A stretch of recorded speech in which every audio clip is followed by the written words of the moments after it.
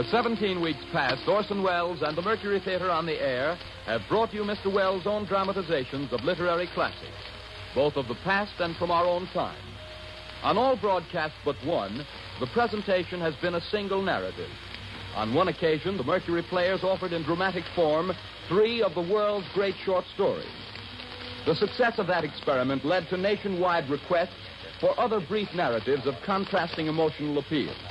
And so tonight, in their 18th broadcast, Orson Welles and the Mercury Theater on the Air bring to life 2 famous short stories, each dealing with a different fundamental human emotion. The authors are Joseph Conrad and Clarence Day. Tonight, Mr. Welles will not only appear in several parts, but will also speak for the 2 authors as narrator. And here, ladies and gentlemen, is the star and director of the Mercury Theater to tell you about the first presentation, Mr. Orson Welles. Good evening.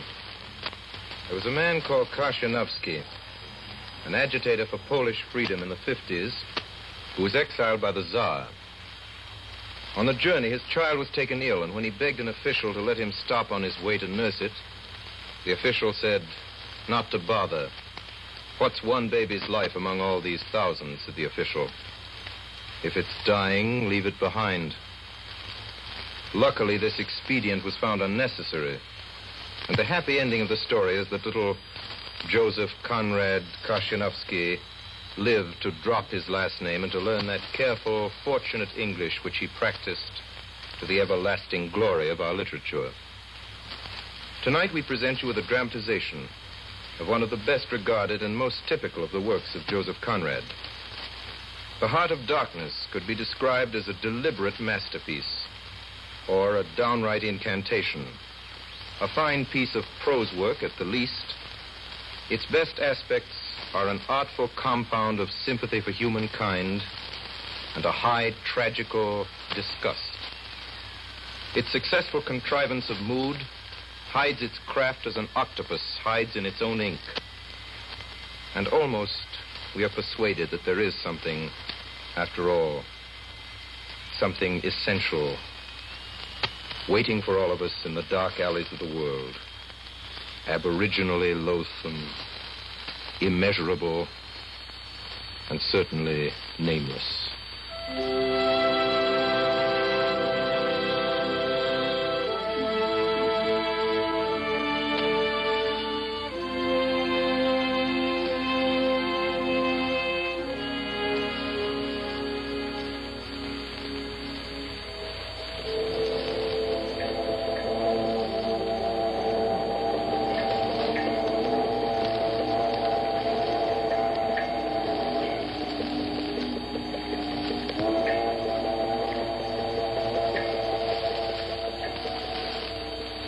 The yawl swung to her anchor without a flutter of the sails. It was at rest. The flood had made, the wind was nearly calm, and being bound down the river, the only thing to do was to come and wait for the turn of the tide. The sea reach of the Thames stretched before us like the beginning of an interminable waterway. In the offing, sea and sky were welded together without a joint. The air was dark above Gravesend, and farther back still it seemed condensed into a mournful doom, brooding motionless over the biggest and greatest town on earth. Then in the darkness, my friend Marlowe spoke.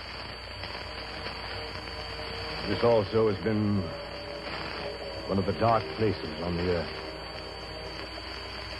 His remark didn't seem at all surprising. Marlowe was a sailor. It was just like him. I was thinking of very old times when the Romans first came here. 1900 years ago. Some decent young citizen in a toga. Perhaps too much dice, you know. Coming out here to mend his fortunes.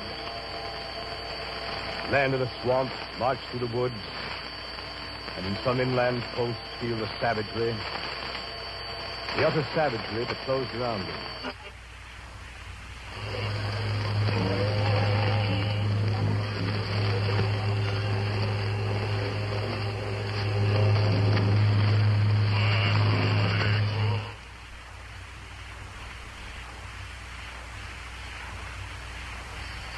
growing regrets, the longing to escape, the powerless disgust, the surrender, the hate.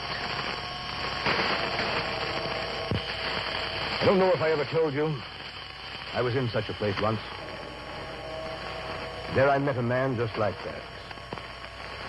It was a long time ago. I had a job with a concern at the time, a trading society in Western Africa. One of their captains had been killed in a scuffle with the natives.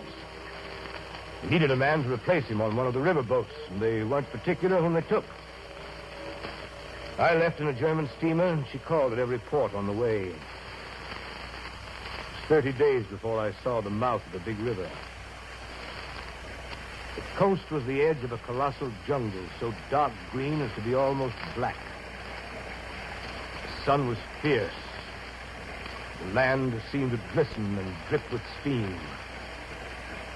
Here and there, grayish-white specks showed up, clustered inside the white surf with a tin shed and a flagpole.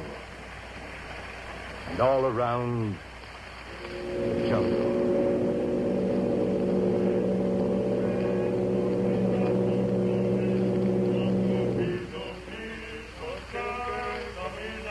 You know, it's funny, Mr. Marlowe, where some people will live for a few francs a month.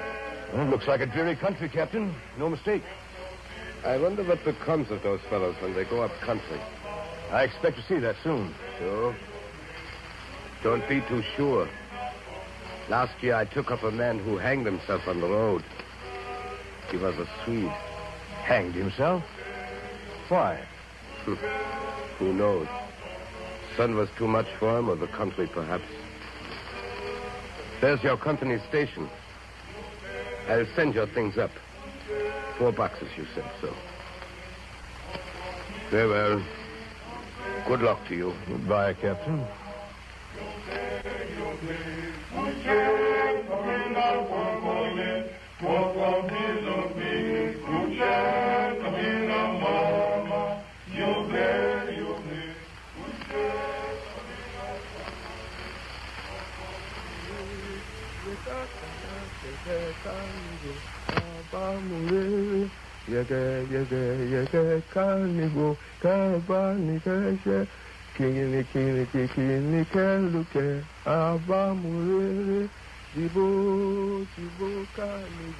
As I climbed up the steep hill to the company station, I met a white man in such an unexpected elegance of get-up. In the first moment, I took him for a sort of vision. I saw a high-starched collar, white cuffs, a light alpaca jacket, snowy trousers, a clear necktie, and varnished boots. No hat. Hair parted, brushed and oiled under a green-lined parasol. You're Mr. Marlowe? Yes. I'm the company's accountant. Let us step into my office.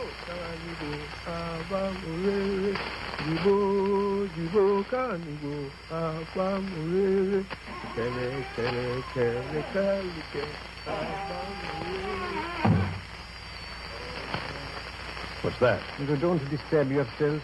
An agent from up country, fever.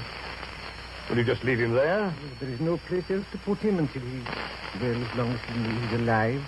It's a nuisance all around. His groans distract my attention. And it's difficult enough to guard against clerical errors in this country. Yes, I suppose so. So you're going into the ivory country, Mr. Marlowe? Interesting. I've gathered that impression already. For my part, I like books better. Entries and all that. And by the way, you'll meet Mr. Kurtz up there, you know. Who is Mr. Kurtz? Mr. Kurtz is the agent at the farthest station inn. He sends down more ivory than all the others put together. That must make him a valuable man to the company. Indeed, he'll go far, very far. Over the heads of many of us that... Well, I won't go into detail. When you see Mr. Kurtz, please tell him that everything is very satisfactory. I'd write him, but you can't tell who might get hold of a letter at the central station. Oh, I forgot the sick man. No, it's all right. He doesn't hear. You mean? Oh, no, not yet. Yes, this Mr. Kurtz. He's a very remarkable person.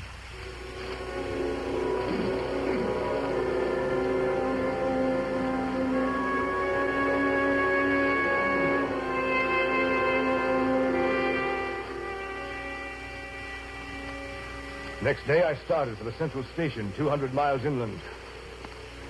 Paths. Paths everywhere, spreading over the empty land, through the long grass, through thickets, down and up chilly ravines, up and down stony hills ablaze with heat and solitude. Great silence around and above. On the 15th day, I came in sight of the big river again. Hobbled into the central station. It was on a black water surrounded by scrub and forest, with a pretty border of smelly mud on one side, and the three others enclosed by a crazy fence of rushes. White men with long sticks in their hands appeared languidly from amongst the buildings. They made no effort to welcome me. In fact, paid no particular attention to my arrival, except for a casual glance. I walked up to the largest hut in the enclosure. How do you do? My name is Marlowe. Captain Marlowe of the riverboat. Oh, yes. You've been a long time coming, Marlowe. Your boat is wrecked, Captain. What did you say, sir? Wrecked. Her bottom was torn out on stones, and she sank near the south bank. But everyone behaved splendidly. You will have to fish her out. It will be some time before you will be able to make the trip up the river. For some months, in fact. Why, that's unbelievable. You'll believe it when you see her. I want you to have a look at her and let me know how soon she'll be ready. Who are you, sir? I'm the manager here, the company's manager. The situation here is grave, very grave. I don't yet know who is dead and who is alive. And with the boat laid up, we don't know how things stand.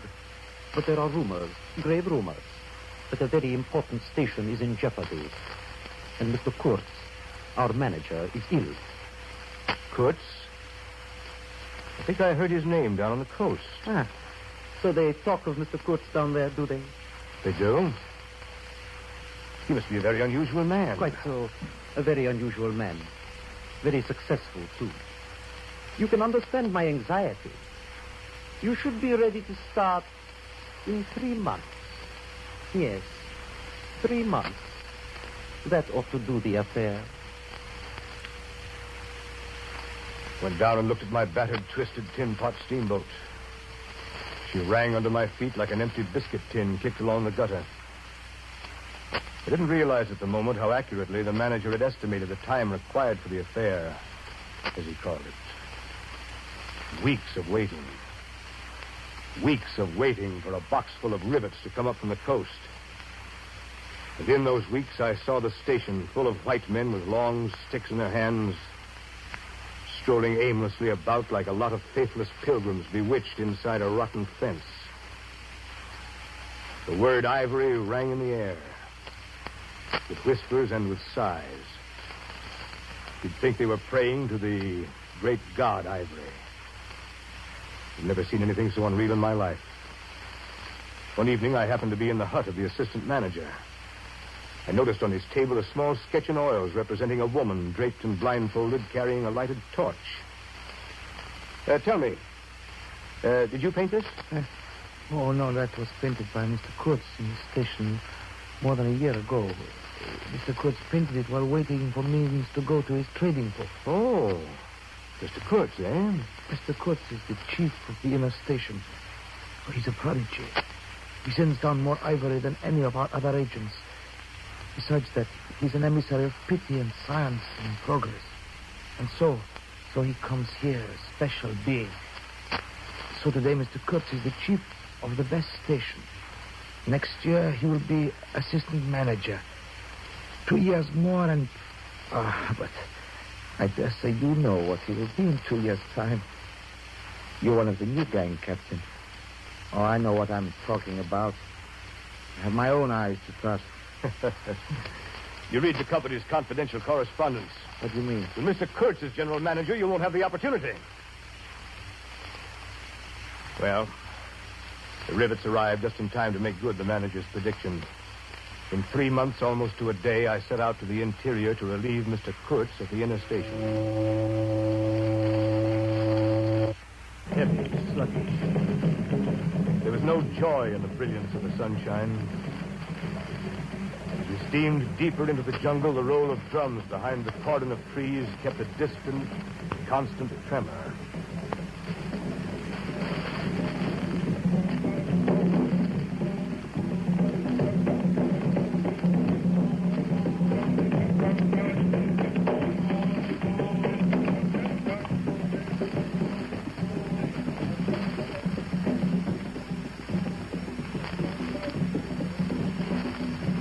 I had to keep guessing at the channel, watching for something stone that would have ripped the life out of the tin pot steamboat and drowned us all. Still the drums beat on behind us, ahead of us, on all sides of us. The steamer toiled along slowly on the edge of a black and incomprehensible frenzy. The prehistoric man, cursing us, praying to us, welcoming us. Who could tell? Not far below the inner station, we came upon a hut of reeds, an inclined and melancholy pole with the unrecognizable tatters of what had been a flag of some sort flying from it. The manager and I, who went ashore, found a flat piece of board with some faded pencil writing on it. It read, "Hurry up to inner station. Approach cautiously." There was a signature, but it was illegible. Not foot. What do you make of it, Captain? Someone trying to be mysterious. Approach cautiously. Approach what? We better push on the right side out. We're only 8 miles from Kurtz now, aren't we? 8 miles of dangerous river. Sun's getting low. After this warning, I prefer to approach the station by daylight. But Kurtz may need us. He may be in trouble. I hope not. It wouldn't sit well with the company if something happened to Mr. Kurtz before we reach. Is your only concern what the company thinks? Just what do you mean? How about Kurtz? Don't you want Kurtz to come back? Why, Captain Marlowe, what an extraordinary notion. Of course, we want Mr. Kurtz to come back. Such a remarkable man.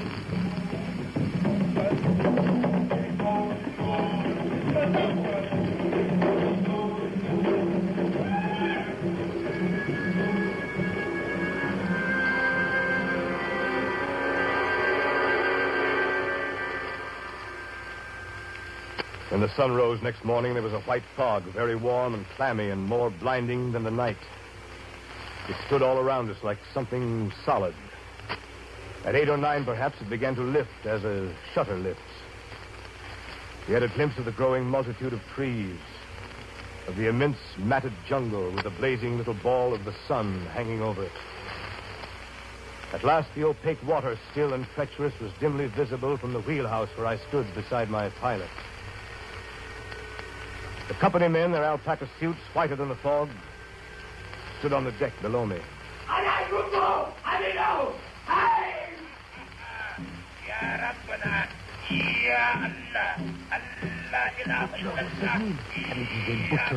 Undercover, everybody. Anchor they all. All around us. Oh, Captain. Yes? Can't you get us on the way? It's the natives of the rocks. Take your choice. Try the river, Captain. They'll force us if we stay on shore. Lie below. Even the chain. Steam ahead. Watch those eddies, pilot. Watch, Captain. Half steam below.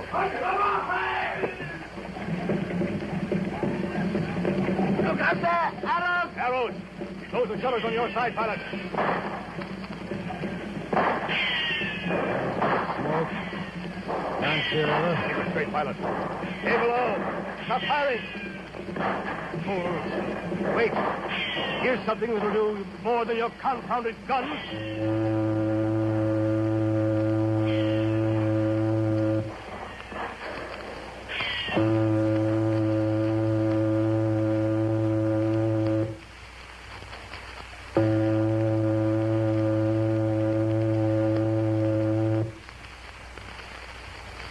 Are you up there, Captain?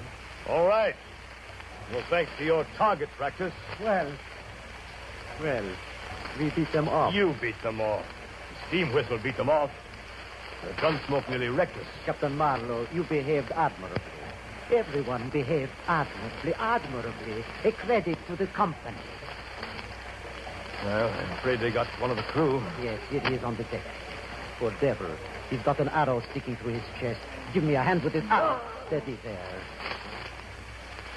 It's got a steel tip. Strange. There's no steel in the Belgian Congo. I wonder if by any chance Mr. Court.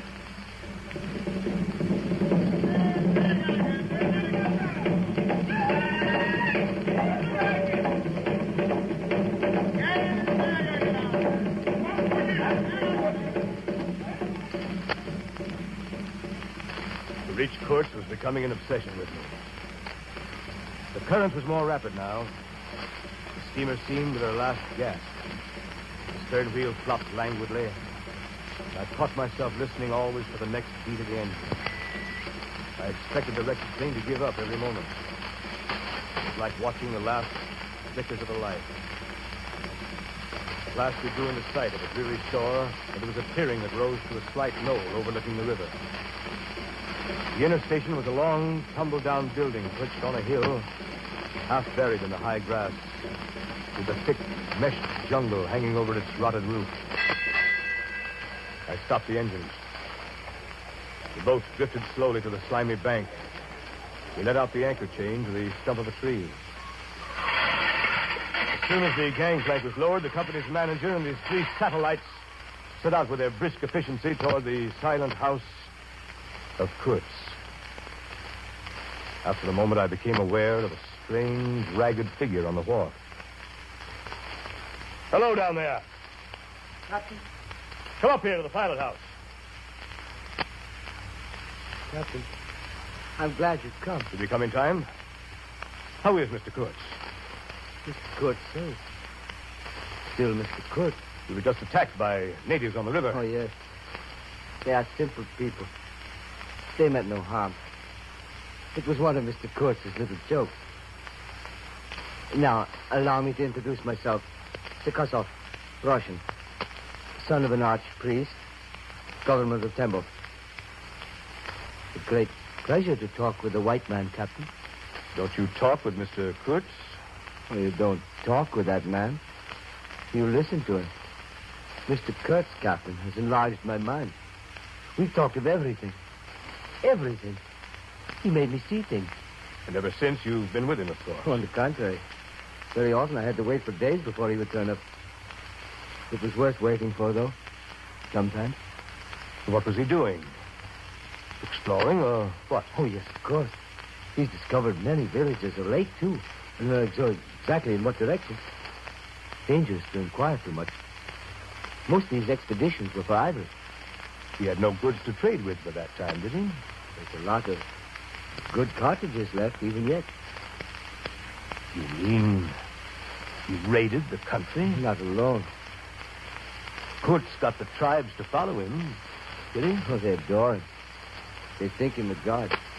They worship him with ivory. What can you expect? He came to them with thunder and lightning, you know. They've never seen guns before. He could be very terrible. You can't judge Mr. Kurtz as you would ordinary man. Now, just to give you an idea, I don't mind telling you he wanted to shoot me, too, one day. But I don't judge him. Shoot you? What for? Well, I had a small lot of ivory, and he wanted it, and wouldn't hear reason. He said he'd shoot me unless I gave him the ivory and paid out. I gave him the ivory. Of course, I did. But I didn't clear out. I couldn't leave him. I offered to go back with him, and he would say yes, and then he would disappear on another ivory hunt. Forget himself among these people. Forget himself. You know. Why? The man's mad. We don't say such things here. I followed the frightened glance of the Russian to the house above the shore. I saw that the round knobs that stood on stakes by Kurtz's door were not ornamental, but were symbolic. Food for thought, and also for vultures. They would have been even more impressive, those heads on the stakes, if their faces had not been turned to the house.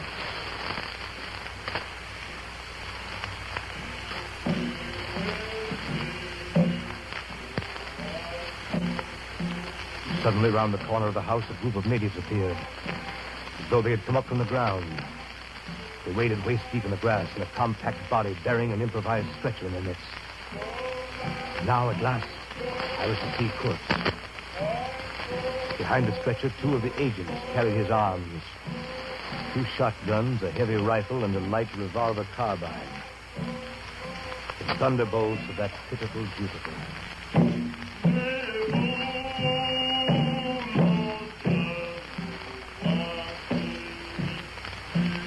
By now I knew what I watched was not merely the departure of Mr. Kurtz from the inner station, but the last jungle rites of one who had become its supreme being.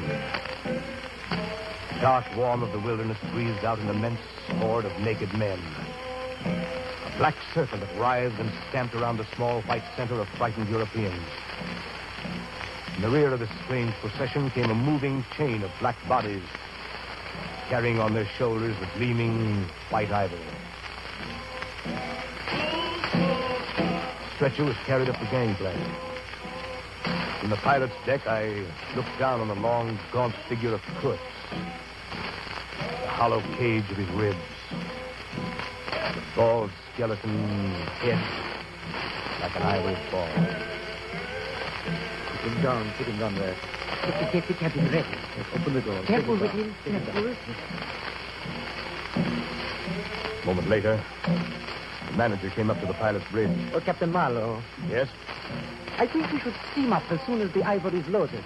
No telling about these natives. Mr. Kurtz. Mr. Kurtz is a very sick man. We've done all we could for him, though, haven't we?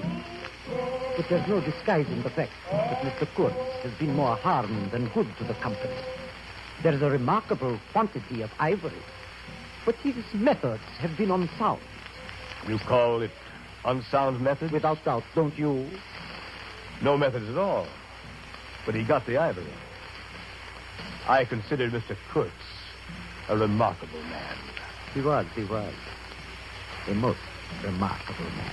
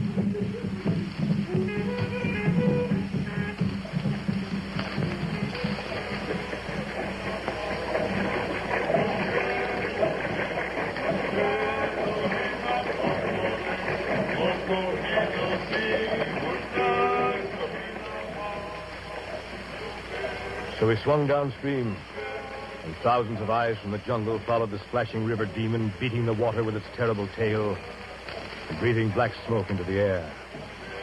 Through the dense forest, the brown current ran swiftly out of the heart of darkness, bearing us down towards the sea with twice the speed of our progress upstream.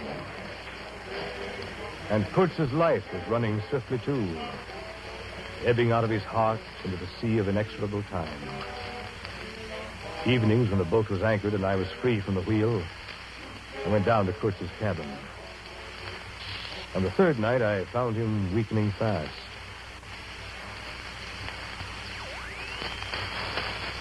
Yes. How are you tonight, Mr. Kurtz? Well enough to be back at my station. That place is mine. You've no right to take me away. It's that manager, that stupid scoundrel. He wants my ivory. He's blocked me at every turn. Don't excite yourself, Mr. Kurtz. You're sick, you know. Sick? Sick? Not so sick as you'd like to believe. Never mind. I'll carry out my ideas yet. I will return. I'll show you what can be done here. You with your little peddling notions. You're interfering with me. I will return. I have more to do than die here in this stinking jungle. You're not going to die, Mr. Curtis. Of course I'm not going to die. I have too much to accomplish. Close the shutter, will you? That light. Did you close the shutter, Mr. Marlowe? The shutter is closed, sir. Tighter, tighter. I can't stand the light. I tell you. You must show them you have in you something that is really profitable. The methods you use aren't important. I was driven. No matter. You must take care of the motives, Mr. Morrow. Right motives, always. That's the thing. Very true, sir. It was the manager, that noxious fool, who drove me to it. He pried into my boxes when I was not looking. He destroyed me with the company. But I was the company. I was the company. I sent them more ivory. More ivory. That's what they wanted. Ivory. You must be quiet, sir. Ivory. That light, shut up. That light. There is no light, sir. It's the ivory. The ivory.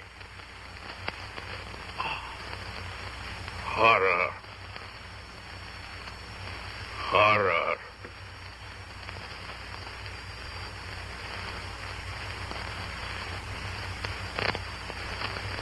The next day, soon after dawn, they lowered his body into a muddy hole in the bank of the Mercury River. He started downstream again.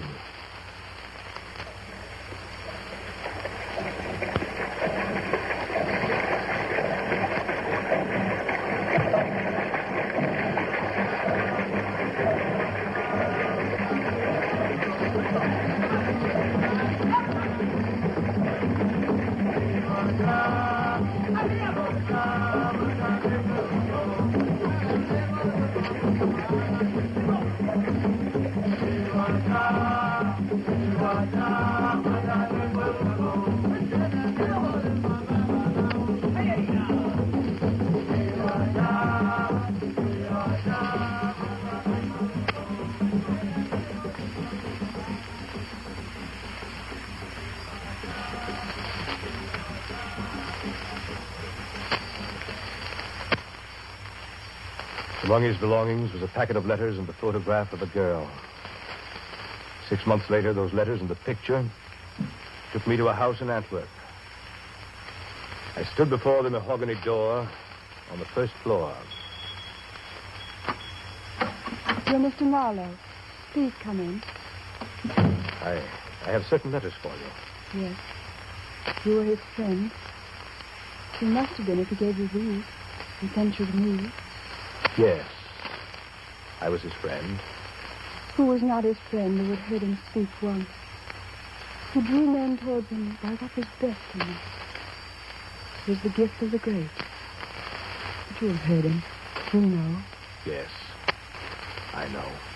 And all of this, all of his promise, and of all his greatness, of his generous mind, of his noble heart, nothing remains. Nothing but a memory. You and I. We shall always remember him. And his example. Men looked up to him. His goodness shone in every act. I believe in him more than anything on earth. Forgive me. I've mourned so long in silence. In silence. You were with him to the last. At the very end. I heard his very last words. Repeat them. I want something to live with. His last word to live with. Don't you understand? I loved him. I loved him. I loved him. The last word he pronounced was your name.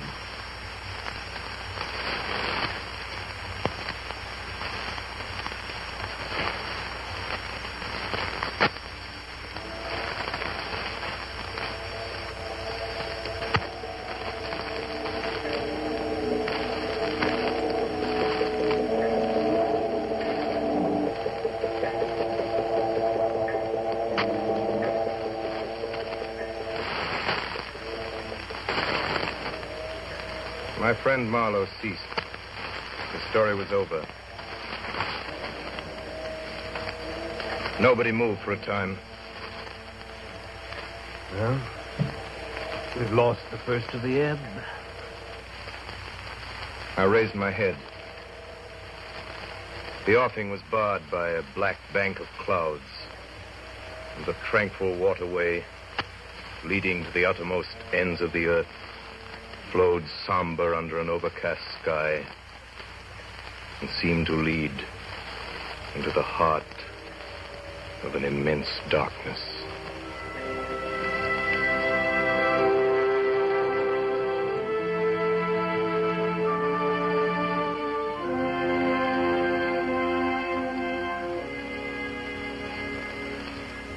Orson Welles and the Mercury Theater on the Air have just brought you an original dramatization of The Heart of Darkness by Joseph Conrad, with Orson Welles as the author and as Kurt.